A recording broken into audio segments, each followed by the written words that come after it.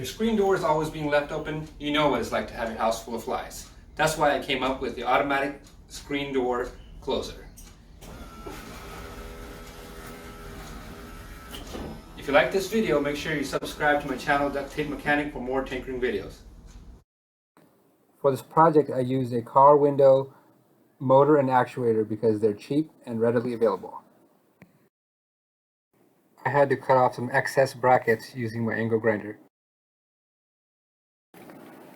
I mounted the motor and the actuator using screws after measuring out where it needed to be for the door to close.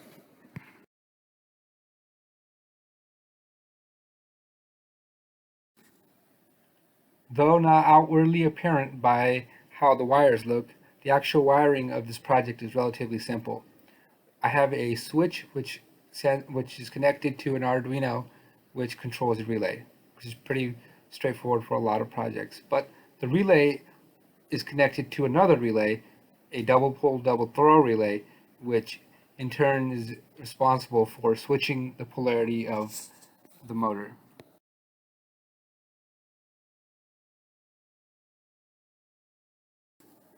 Since the Arduino code is relatively simple, I've copied and pasted it into the description of the video. So this is what the final product looks like. If you open the screen door, there's a 10-second delay that gets activated, so you can close the door within that delay and the motor won't turn on.